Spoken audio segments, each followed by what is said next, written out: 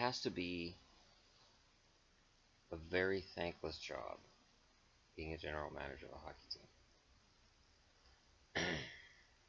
I defend Peter Chiarelli. I knew the reaction I was going to get.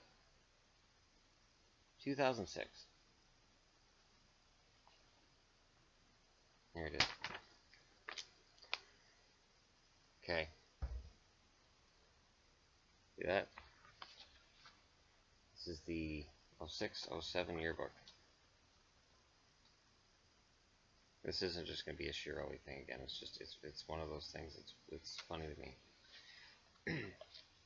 The foundation upon which the Bruins had been trying to build for nearly 10 years completely crumbled in 2005-06, taking its builders with it. 2 post-lockout miscalculations that bought-out players from other teams would migrate to cash-rich Boston, and that rule changes wouldn't have a dramatic effect on the game, resulted in a hastily and poorly assembled team that floundered from the very start. The unthinkable trades of league MVP-to-be Joe Thornton in late November and Sergei Samsonov at the trade deadline, Boston's cornerstone first-rounders in '97, ultimately resulted in the predictable when GM Mike O'Connell was fired before the season ended. And I was extremely grateful Mike O'Connell got fired. As a Bruins fan, Mike O'Connell destroyed my belief in the Bruins. His replacement, ex-Ottawa assistant GM Peter Chiarelli, dismissed coach Mike Sullivan. Sullivan has become a good coach, was not a good fit for Boston. Not a good fit at all. Mathematically, the Bruins could still fall deeper than last year, 13th in the East. But with a better idea of how to build a new era team and a revamped front office and coaching staff, Boston is bound to move back up the standings. The Bruins bought big in the free agent market, landing a true number 1 defenseman in Zdeno Chara and a playmaking center in Mark Savard. Now, Mark Savard, at the time he was brought in, they said it's too much money, too much term. The guy only gets points because he plays with Kovalchuk. He is not a star. Chara, too much money, too much term, not worth it. Chara's first year in Boston, he was an unmitigated disaster. And there were a lot of people who thought it was a mistake to sign him, myself included. Chara was big, seemed slow, inconsistent. Turned around for him, though. Former Red Wings bench boss Dave Lewis was brought in to coach the team, and didn't do very well, admittedly. Boston also continued creating what Chiarelli called a new, fresh culture with players who want to play here by trading away perceived Thornton allies Andrew Raycroft, who sank after winning the Calder Trophy in 03-04, and defenseman Nick Boynton. And Boynton was a good defenseman. The Boynton deal with Phoenix yielded Paul Mara, a native of nearby Belmont, Massachusetts, and a longtime Bruins fan. Boston's fortunes depend largely on a relatively inexperienced goaltending duo, but the Bruins are expected to challenge for a playoff spot. Now, you can look at that and say, well, Chiarelli lucked out. Really? Well, let's take a look at their lineup here. So, keeping in mind, out, Nick Boynton, Tom Fitzgerald, Hal Gill, Travis Green, Brad Isbister, Dan LeCouture, Brian Leach, who retired, Sean McEachern, Andrew Raycroft, and Marty Reisner. In Zdeno Chara, been a tower on that defense literally for about a decade. Sean Donovan was good. Jeff Hogan, decent for Providence. Paul Mara, okay, limited role. Mark Mowers didn't do much. Peter Jankrat didn't do much. Mark Savard, dominant, but sadly, the concussions happened, and his career was ended on them. The defense he inherited: Nick Boynton, Hal Gill, Leach retired, of course, Brad Stewart, David Tanabe, Milan Ursina, Andrew Alberts.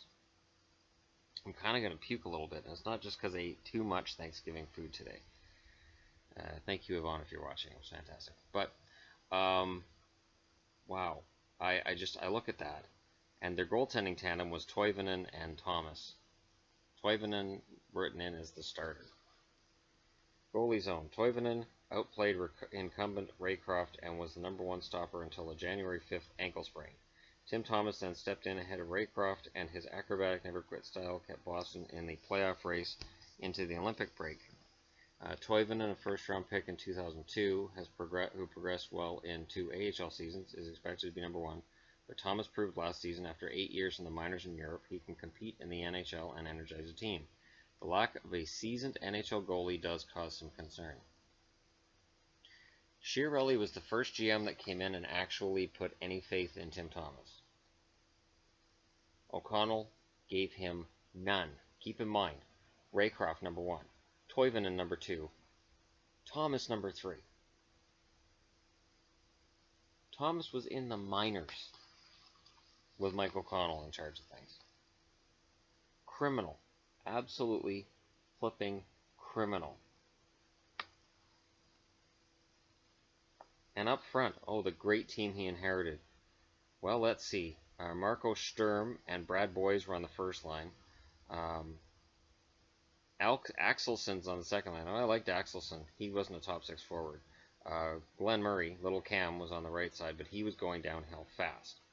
And then down the middle it was Bergeron, fantastic. Savard, who turned out to be fantastic, wasn't expected to be when Boston picked him up. Primo, it's Wayne Primo, not Keith. And Jan Stastny, Ben Walter, and then some rookie came along named David Krejci. So my point is this: the off season, we talk a lot about which GMs are smart and which GMs aren't, and I am going to organize this so that I can actually come up with some way of actually having a method of saying this GM is good or this GM isn't. Because when I see these posts about Chiarelli, it's all emotion, man. Like, and again, and I said this in the video last night, and I've said this before, show your work. You don't get enough for player X. You didn't get fair market value. Okay, what's fair market value, and who's paying it? St. Louis Blues give up a third for Yakupov. If he scores 15 goals, it becomes a second. That's fair. That's fair. Yak has never, outside of his rookie season, he has never shown that he's going to be anything in the NHL. At all. Absolute, unmitigated disaster, and I don't think you're going to find an Edmonton fan that disagrees with me on that one. They should have drafted Ryan Murray. Their scouts 9-2 voted for Murray. Management said, or ownership said, no, we want Yakupov. We want that name. Ryan Murray isn't the sexy name, the sexy pick. And if they picked him,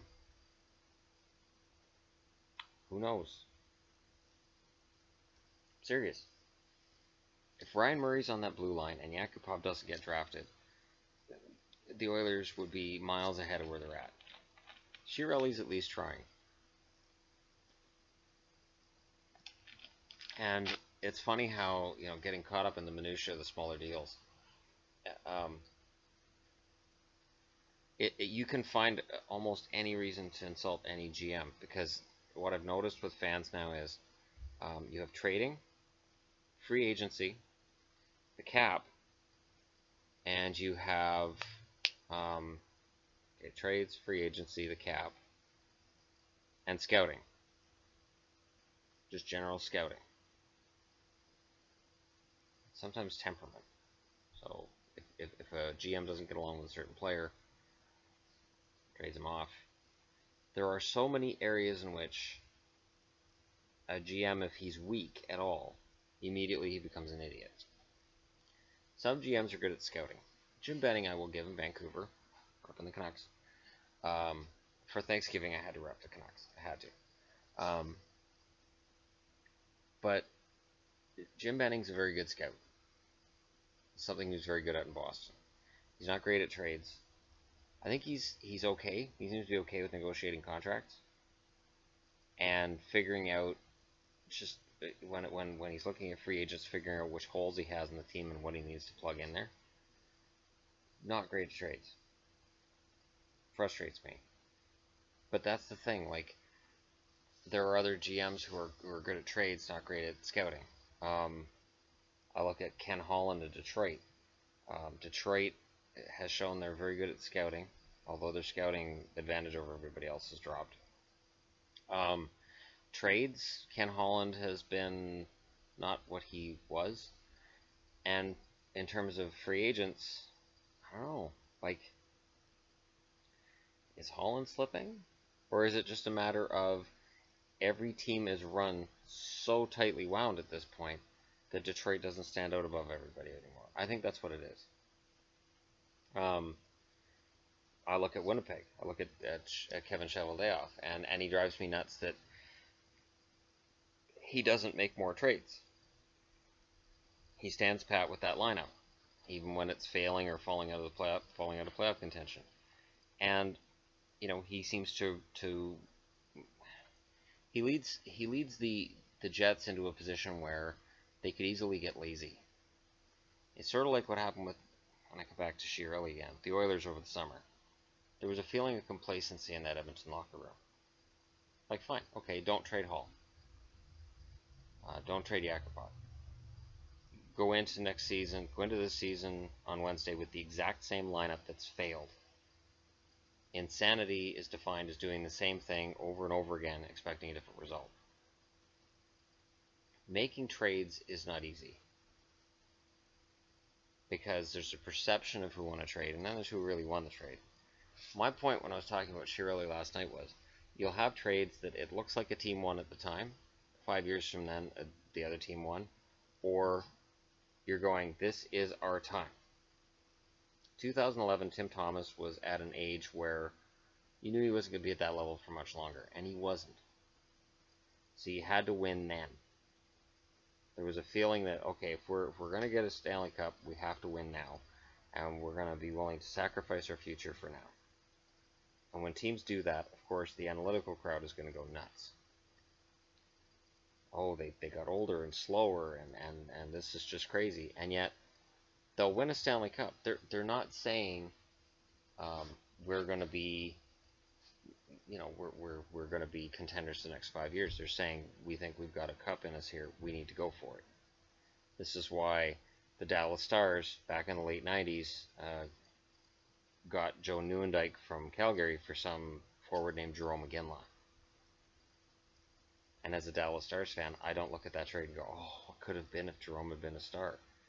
Because they wanted to win the cup, and Nieuwendyk got them the cup. So it was okay. And as armchair quarterbacks, sure, I can sit here and I can whine about Benning. And I, along with everybody else, we've got the Canucks right near or at the bottom of the league. Could the Canucks pull off some magical turnaround? Yeah. Because they've done it before. The Canucks have numerous times in the last 20 years gone from a team that's projected to miss the playoffs to being a team that's in the playoffs. So, of course they can do it again. There's no reason to say that they can't, other than we are cynical hockey fans who believe we know better than the general manager. And I fall into that as much as anybody. And when this season starts, and I'm watching regular season games, and I'm watching teams I cheer for fall apart, and I'm watching teams I hate get to the top of the league, I'm going to be choked. I'm not going to be a happy camper. But honestly, what do I know? And that's an honest thing. Like, here's where it's different, and here's something that, I see comments on my channel a lot, like, well, what do you know? I don't claim to know. In terms of actual general manager knowledge, I don't claim to have any. I go with my gut. I go with what I see. I go with past records. I go with what I think a person's ceiling is in terms of playing. Whether or not certain players have peaked. Like, it is not easy. Being a general manager is horrible, because it is a thankless job. Because look, I've already pointed out, well, Boston was a team at the bottom. 4 years after that, the Bruins are Stanley Cup champs. And nobody wants to give the general manager any credit. Even though when he came in, the team was in turmoil, they were garbage. The Bruins were absolute garbage. 4 years later, Stanley Cup. Okay, but we won't give credit to the general manager because we think he's doing a bad job in Edmonton. I never said he was doing a good job in Edmonton. My point is, when a move gets made in the summer, you can't judge that move until they started playing games. So until the Oilers are on the ice playing, it's the same as the Shea Weber PK Subban deal. As a Montreal fan, you can say I'm upset PK's gone, but you can't say, well, that sucks, we're done now, because you haven't seen Shea Weber in a Montreal jersey. As good as Riley Smith was in Florida, he wasn't that good in Boston or Dallas, or Boston and Dallas would have kept him. A change of scenery can change a team's, or a change a player's perspective, change a player's overall performance. It's a matter of finding that right fit. And when a player finds that right fit, it can be magic. I remember when Mark Recchi went to Boston, and he'd had some down years, not numbers-wise, but just in general. It looked like he was coasting, and he was almost done. And then he gets to Boston, and something energized with him, and he was a key part in a Boston run in 2011. And you know, it's like Yager in 2013 was a key part of Boston getting to the final and almost winning it. It was, you know, they took Chicago to 6, and it was a close series. Yeah, they lost in 6, but it was close. It was not a blowout. It was a close series. It was fun to watch. And even though Boston lost that year, I could respect Chicago for the way they won it. And Chicago proving that they're as close to a dynasty as you're going to get these days. But people should talk Chicago too, because it's like, oh, they can't manage the cap.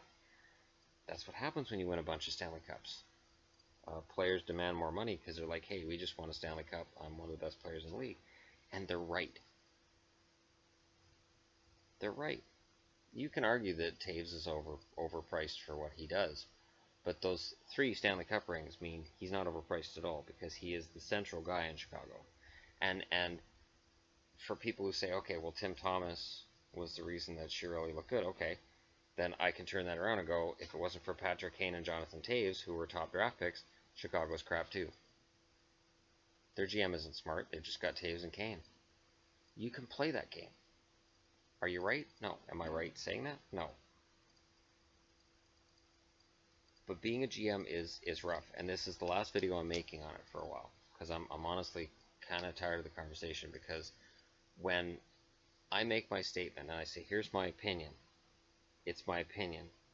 And in my opinion, after seeing Mike Milbury, Mike O'Connell, and Harry Sinden, and a bucket of puppies, and whatever the hell else they had running the Boston Bruins for 20 years, seeing a GM actually with a plan, which Chiarelli had from day one when he got there, until he went out the door, he had a plan, and the only reason he got fired, it wasn't the Sagan trade. He had a problem with Cam Neely. Cam Neely wanted him gone. And as soon as Boston missed the playoffs, he had his reason, and he threw him out. Has Boston got better since they went to Don Sweeney? Abso-fucking-lutely fucking not. They haven't. Does Don Sweeney make me want to strangle him? Pretty much every time he talks, makes a trade, makes a draft pick, anything he does makes me angry. So it's not like I'm just being a homer here and saying, oh, well, I like this GM because he managed my Bruins, so therefore I like him. No. Can't stand Milbury and couldn't stand O'Connell. I shit-talked O'Connell constantly when he was Boston's GM. It was constant. People would even ask me, they'd say, what do you think of the Bruins' chances this year? I'm like, who's their GM? And people usually didn't know. They'd be like, I don't know. I'm like, Mike O'Connell. And as long as he's GM, the Bruins are going nowhere. Thanks. When Joe Thornton got traded, I was so angry. I'm like, that's it? We got spare parts for the best player in the league? Points-wise. Not the best player in the playoffs, but points-wise.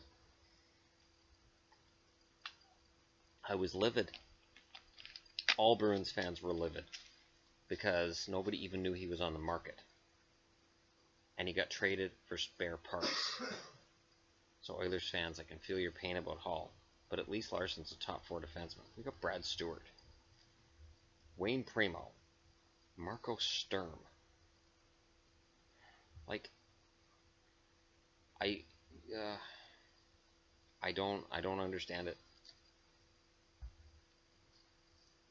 Anyways, as I said, this is my last conversation on the topic at this point. I'm done. I'm done talking about general managers. Um, I've said my piece. Um, do I have problems with the way that every GM runs my favorite teams? Yes. Jim Nill can't fix the goaltending in Dallas. Don Sweeney seems to squander young prospects constantly, or trades away guys that he shouldn't rather than sign them, and he signs guys he should have traded. And Benning's trades baffle me to death. But he's very good at the draft table, and he seems to be able to spot talent coming out of college. I'm not sold on Philip Larson. I'm going to be completely honest and upfront there. I think Larson should be in Utica, and Stetcher should be on the team.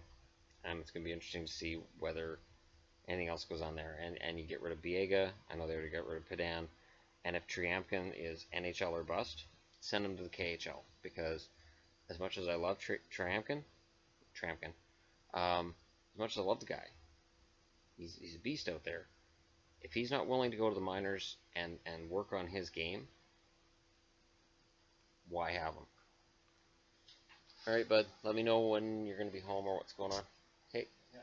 All right.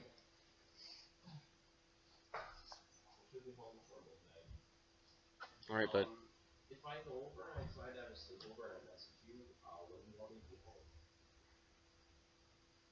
Well, because tomorrow's Thanksgiving, 10 a.m. Because Grandma normally wants to have something early, and then she may call as well. So I want somebody to be here to get that call. Okay? All right, bud. Have fun. Love you too. Okay. He's out for the night. He came along with me to the dinner thing. But no, I'm just saying, like, I can understand people being emotional and I don't like this trade. Well, if I do, that's by right to my opinion, isn't it? Because as much as we'd love to live in analytics and just bathe ourselves in the numbers of analytics, I don't. Because there are enough teams in the league that have excelled despite analytics, and enough teams that have struggled to make the playoffs, if they make them at all, despite the fact that their analytics are through the roof. That it's part of the picture. It's not the entire picture. It is part of the picture. Anyways, we passed 1,250 subscribers today. Bailey sent me some amazing thumbnails, which have given me some video ideas, actually. I'm not going to use them for what I thought I was going to use them for. I'm going to use them for something else. But they're fantastic. So big props to Bailey on that one. I would like to thank you people for watching this video. Again, being a general manager has to be tough. I'm going to do a file on NHL 17 to prove it. I'm going to do when the regular season started and they've got the full rosters available, and I download the accurate full rosters for everybody. I will start making trades, and I give it one video before I'm being called a shitty GM. Before I'm having people say, well, why did you trade this guy? Well, what did you do this for? Well, what? You're crazy. Because I'm not making the moves that other people would make. You know, odds are I will take the Canucks because that's a challenge and do my best to mold them into something better. And that's going to be difficult. And I know who I'm going to trade. I already know who I'm going to trade, and I already know who I'm targeting for trade. But it's after the regular season started. They've done the major roster update, and I've edited players so that it more accurately reflects how their standing is right now. And I guarantee I'll get slaughtered for the moves I make. Slaughtered. Anyways, thanks for watching if you made it this far. I'm not done recording for tonight. I've got some other things percolating. I get asked about the hockey pool. I'm going to have time to work on that over the next couple of days, I believe. I got to come up with a chart and a way of tracking everything. It's really easy. It's going to be easy anyways, but hell, I can do it on paper if I have to, but I'm not going to. Anyways, thanks for watching. I appreciate all of you watching as you have. And yeah, this is this is the fun time of the year. Hockey season's coming. I will continue to do two things. One, make sure my videos are over 20 minutes to make people angry. When it's a deep topic like this, it's going to be a longer video. And two, I'm going to continue to mix my videos with game day stuff and retrospective stuff, because I really enjoyed the video I did about Cody Hodgson's career. I really enjoyed doing the Chiarelli video last night as well. Or Chiarelli, doesn't matter. He's a bum anyways. But I enjoy doing that stuff and looking back, because it's important to look back to understand where we are now. At least that's my opinion. Anyways, thanks for watching, and I will talk to you all again soon.